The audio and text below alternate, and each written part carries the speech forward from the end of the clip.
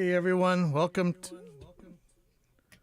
dropping into Pipeline Audio. This is number 96, and right when I was going to start this up, I just got some news over Discord of all places that the Booleanenator has just died. So sorry, I'm going to dedicate this one to him. So rip Booleanenator.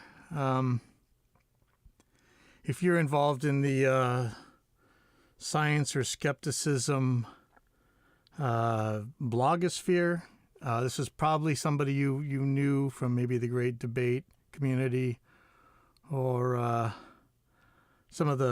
lot of the science pushing, what do you say, science popularizing shows out there, or skeptics shows on YouTube, debate shows. This is a bummer, man. I mean, holy hell, this is a nightmare year. We had a couple days left, and here comes another one. So rip Booleanenator, man. This was going to be called Your Mom's Basement for other reasons, but yeah. So I'm just going to get right on into it, and I'm going to try and stop saying how about that? So first thing that came across my radar when I was writing down stuff for this week was a post on the Gear page called The Ethics of Selling Guitars with Floyd Rose.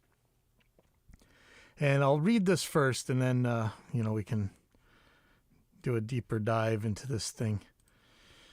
It says, I see a lot of novices ending up with an electric guitar with the Floyd Rose. There's no shortage of guitars with the Floyd on the market, and a lot of novices buy those guitars because they think they look cooler, like they're better equipped, etc.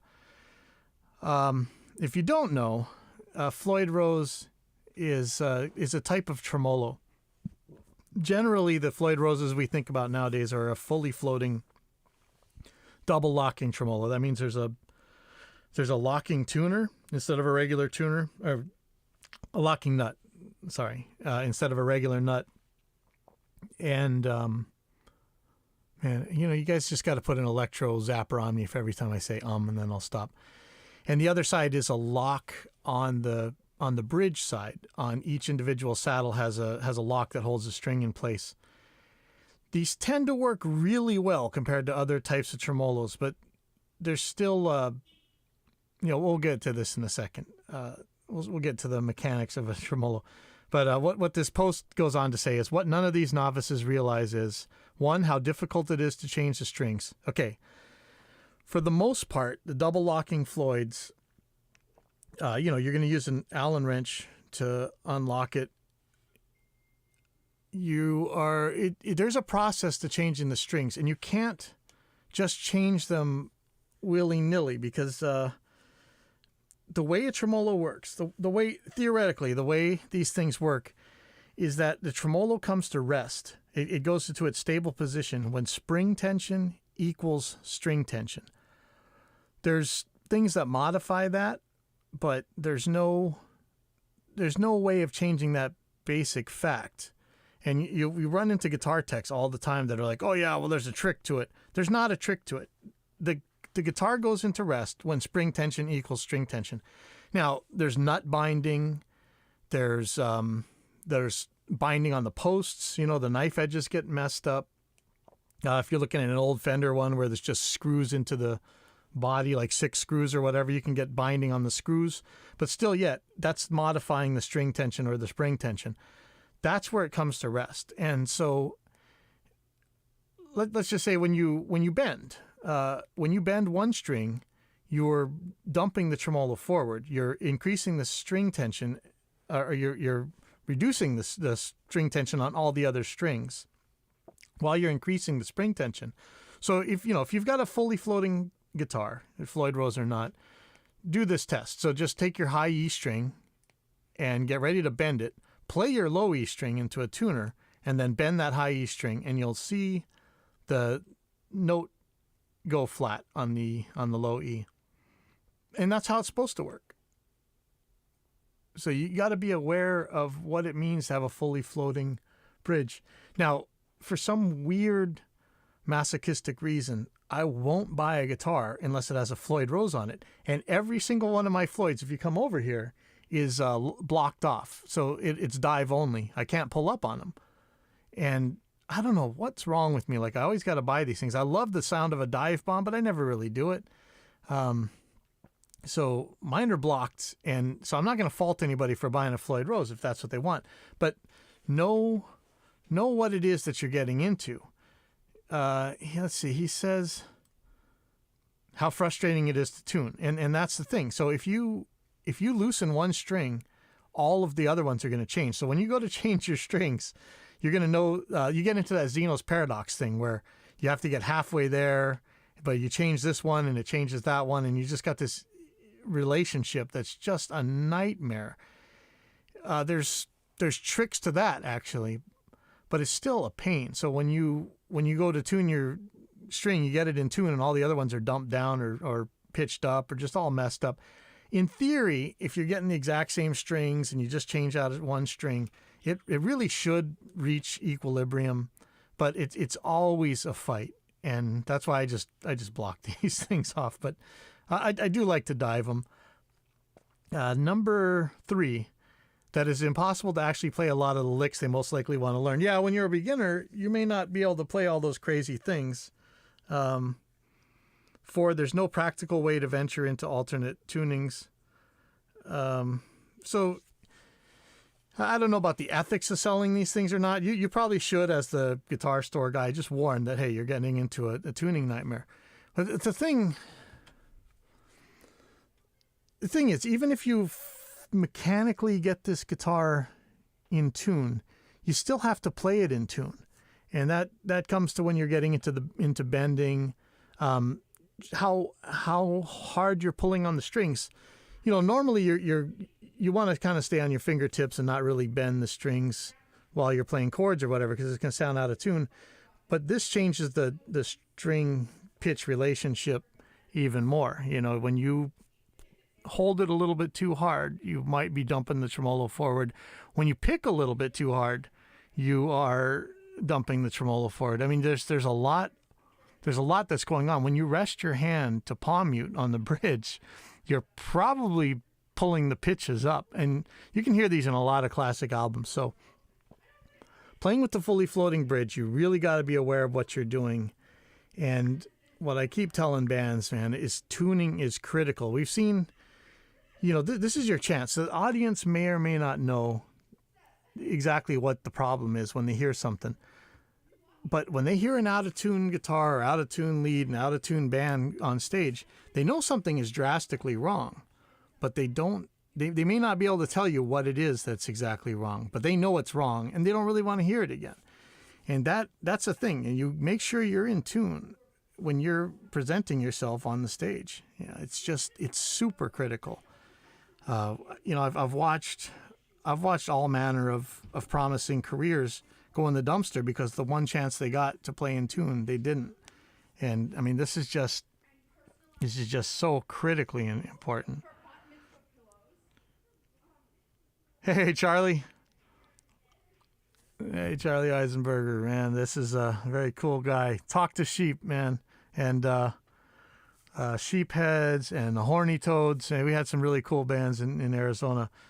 Charlie's band, the Horny Toads, is just absolutely awesome. Okay, so that's the thing. You wanna play in tune. It's so important, and it's not just tuning the guitar. It's you playing in tune. It's watch out for those banana fingers. Get on your fingertips if you can. I think what is it? Doug Marks calls it something else. Maybe he calls it banana fingers. I don't know, but he's warned about it as well. And you know, we have some kids bands that they're just starting out, and they got guitars with Floyd Roses on them. And I tell you, man, it makes it very hard to deal with. So when you're just starting out, save yourself the trouble. Don't get a Floyd Rose. I love Floyd Roses. Floyd Rose knows I love Floyd Roses. But and especially if you're going to always have a spare guitar, and especially when you got a Floyd Rose, make sure that spare is a fixed bridge. I don't care if you can't do the dime bag squealy things with the tremolo. much more important that you're playing in tune. So I'm going to move on from there. Okay, next thing. And this sucks. I was trying to finish up a bunch of albums on Christmas Eve, stuff that's supposed to go out for Christmas of all times. And Melodyne decided that it would take away all my S's. It was the weirdest thing. And so I get on their forum, I get on everybody's forum and start looking for it. And it looks like on GS, there's a 10-year-old thread talking about this. And I guess this has been going on for forever. This is kind of the straw that broke the camel's back. Melodyne is a pain to me. I know I've gotten in massive arguments about this thing. It doesn't, you can't directly edit the pitches the way you can in Auto-Tune, in the graphical mode anyway. If you don't know what I mean by that, I'm sorry, but you kind of can't. In Auto-Tune and such, you can directly draw in what pitch you want. In Melodyne, it's more about modifying it, which is fine if that's the way you want to work. I don't necessarily want to work that way, so it's a little trickier for me. But really, this is just the straw that broke the camel's back. I have a lot of trouble with ARA. I love ARA. It's such a good idea, the audio random access that Melodyne came up with and Reaper implements awesomely. It's really cool, but a lot of times it goes into percussive pitch detection instead of melodic pitch detection, and there's nothing I can really do about it. It just decides to do that. And I try and fix it, but it just won't let me. Another one is, let's see, what else is it? Oh, it puts the wrong tracks info in the effects window, in the editor window. And so I don't know what it is that I'm actually editing, and it just becomes it's just messed up. And never mind that it seems to crash constantly. It's just sketchy. Melodyne is sketchy.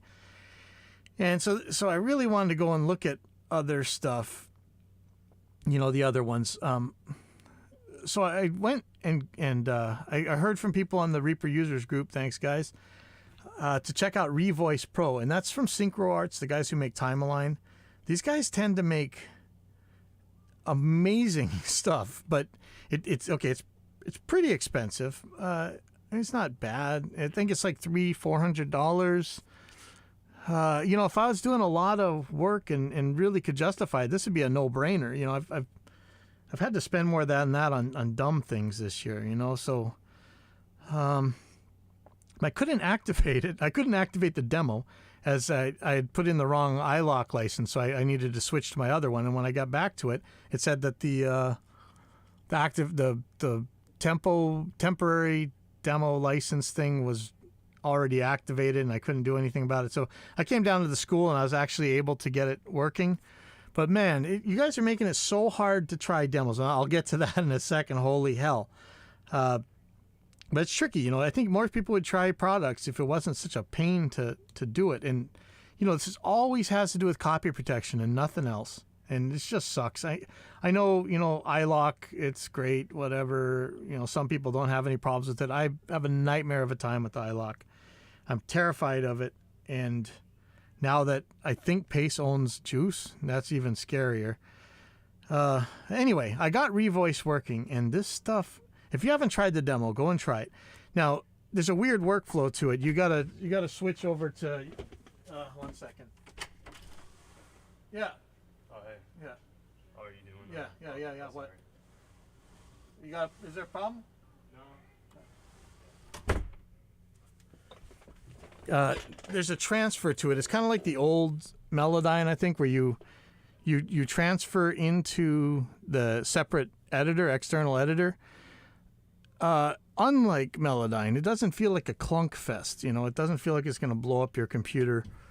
And it's using ARA. So when you do the transfer, it's transferred, and when you play it in the editor, it works hand in hand with your DAW itself. It's pretty good, actually. It's just I'm not sure that I could handle the workflow. It looks like a very long workflow, kind of a lot to it. You get one You get one license for that $400 too, which is rough because, I spend a lot of time health-wise. I spend a lot of time working at home, and then I come back down here to do final mixes or whatever. So I'm not sure, but it was very cool. I'm hoping to talk to somebody who uses it more, who can tell me more about it. But do yourself a favor, check out Revoice Pro 4. It's very interesting, very professional software. So the other culprit, of course, is Auto-Tune, right? That's the original graphical editor and stuff. Man. So let me show you this. So anybody who's watching here, in order to even try the demo right now for Auto-Tune Pro 9.91 or something, you got to put in a credit card and you got to make a subscription. You can cancel this subscription at any time, they say, but that's how this thing is going to work. I'm kind of blown away here, man. I can't even try your demo without paying. And this is another $400 software. I think you get 2 licenses on this one instead of 1 with the Revoice.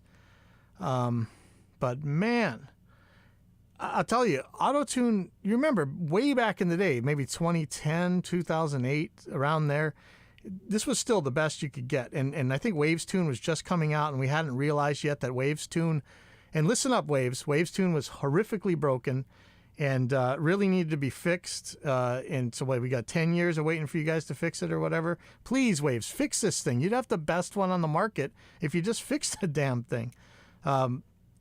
It doesn't work in offline mode except for anything going to the master track, which sounds like that's not that bad of a thing, but really it is. It's a rotten workflow killer, and then even then it barely ever works. So Auto-Tune's been, to me, out of the picture for about 10 years. They had a bunch of automatic Evo whatever thingamabobbers, but I hadn't really seen anything from Auto-Tune, and lately, the last couple years, I've been trying the demos of Auto-Tune, and it's been so clunky and so buggy.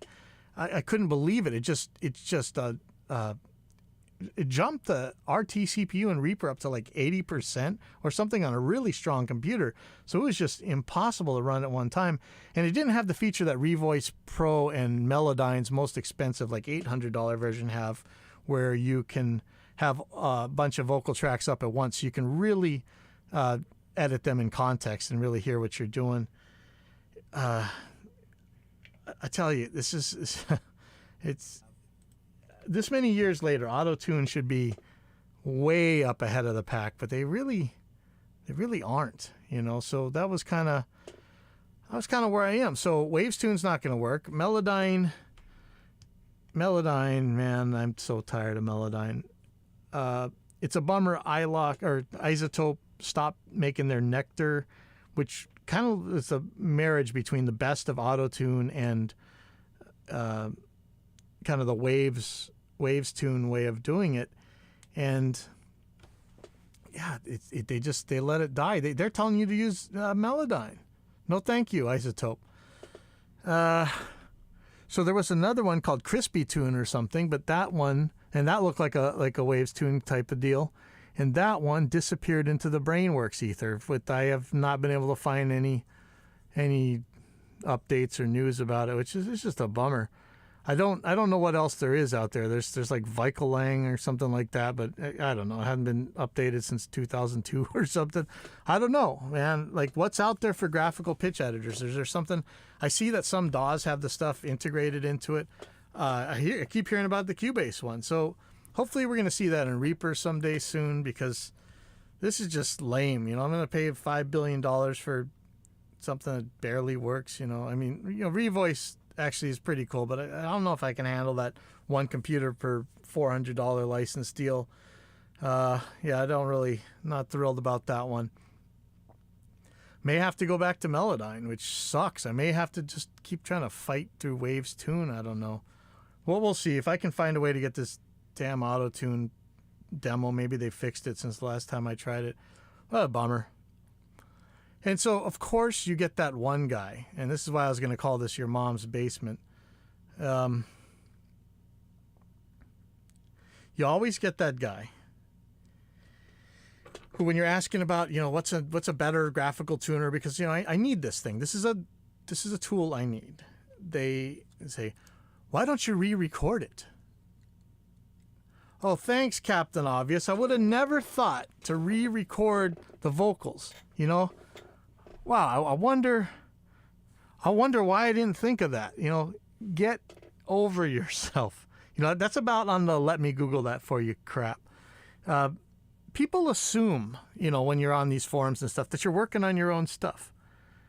They don't know who they're talking to. You never know who you're talking to.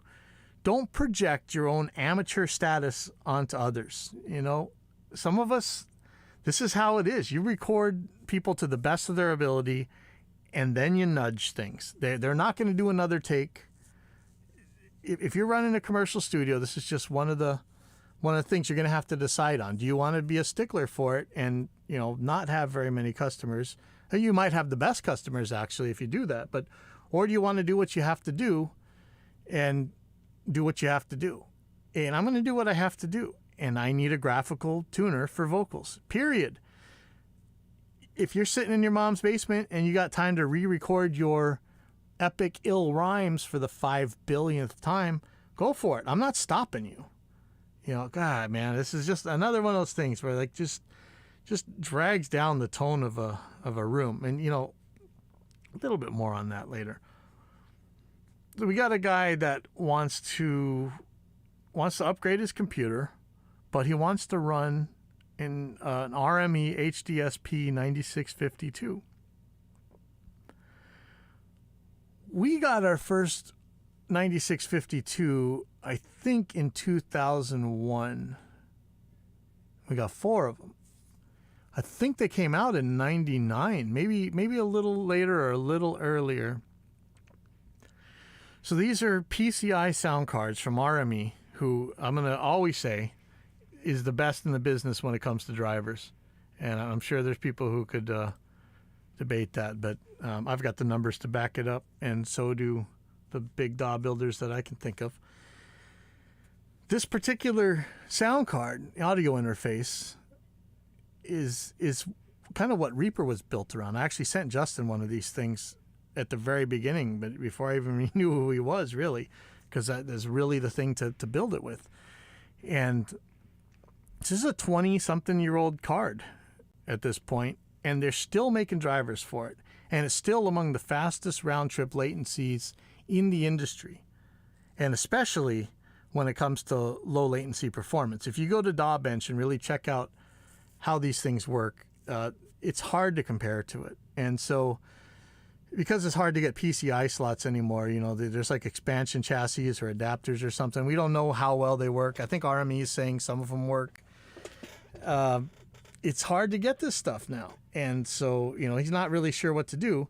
And so somebody's just telling him to get a different interface. But I'll tell you, once you've done ASIO on a bus, a PCI bus or whatever, it's so hard to go back. Maybe there's a PCIe version or whatever now, which maybe that makes more sense. But I'm wondering, can you just run, these are 32-bit PCI slots for the most part, and I'm sure that's what ours were back in the day before there was 64-bit Windows. So shouldn't it just work okay, or is it going to be a problem?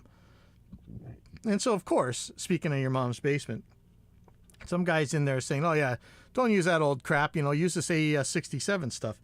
And as it always goes, you ask, what's a good example of an AES 67 interface? And instead they say, let me Google that for you. So, when I Google it, I come up with Dante. How many times we talked about Dante in here? So, no, I'm not going, you're not going to compare a Dante interface of any sort with an RME 9652. You might sort of be able to compare it to an RME Dante interface, but you still got that horrible added forced Dante dongle latency on there. You got the Dante dongle added price for no reason on there. You got the Dante limitations on sample rates and directionality, and oh man, there's no, to even think you can compare Dante with an RME on a PCI card, you're on crack. But I'd still like to hear about what we're moving into. I mean, that's the future, network audio. And what about AVB? We keep hearing AVB's coming, and it's been out for years, but I barely see anybody actually using it in a practical sense. So I'd love to know more about that. So if you're really an AVB expert, let me know and give me an idea of what's going on with that stuff at this point. I think Tim said that if I didn't like Dante, I was going to like AVB even less. Does AVB add latency as well? Does AVB add like this crazy just dongle money onto it? Or, I mean, what do you have to do for it? It seemed like the whole point of Dante is that you can get onto a network. But no, you got to buy their card and then put that onto a network and pay. Yeah, barf, man. Okay, and finally, this is going to be a short one, and I don't care. I got a lot to do today. Somebody wanted to get he's wondering, hey, I'll just read it for you. Hey, everyone, I'm at a point where I feel like I've just about reached the maximum result I could achieve with my current set of the software instruments, voice, and guitars in my bedroom. Incremental improvements are still possible without a doubt, but I'm really contemplating getting one of those pieces of studio console powerful preamps. My goal would be to run all my instruments through it and see if its natural distortion can color and modify the tones of my instruments to give them more depth, more feel, and more of a natural sound, help them lift off the ground, so to speak, and acquire more of a 3D feel. If anyone has any experience with those whatsoever, give me your opinion on what the bare minimum is I should spend to get the most bang for the buck. Like, I won't spend $3,000 on this, and how I'd go about re-recording, say, my software drums to it. I heard a reamp box isn't necessary. Thanking you. This is one of those things where people constantly hear, and man, I'm going to get a lot of crap from this by the true believers out there, but, as we said before, if you go to pipelineaudio.net, I've actually tested these things and run them apples to apples to apples and checked super high-end Neves and Amex and other things up against the cheapest Behringer mic preamps. Listen, you're not going to... Maybe you want the distortion. There are things that make certain flavors of distortion, but when we ask these golden ears who constantly talk about this stuff, the cork sniffers out there playing pigeon chess on the internet, they can't tell one mic preamp from another, no matter how much they say. They're full of crap. You don't want to distort. I mean, you probably don't want to distort your stuff through your mic preamp. You might, but that's not what's going to separate your super crap song from a super awesome song. It's just not. That's not the rock to look under. Sorry, 1 second. Hey. Hey, I'm on the air right now. If you get on Facebook, you can go check it out. I gotta get off the phone. All right. So that's the nature of the live. That's the nature of the live deal. There's your phone. Anyway, you're not gonna make a hit out of a turd by spending more money on mic preamps. You're not gonna make turds out of hits by using crappy mic preamps. That's just how it is. You guys can argue with me all you want. Bring your evidence. How about that? How about some ABX tests? How about one of our gear giveaways when you guys can pick which one's which reliably more than random chance? So that's really all I got for today. For anybody who didn't make it on, get on here next weekend, man. All right. I will see you guys later.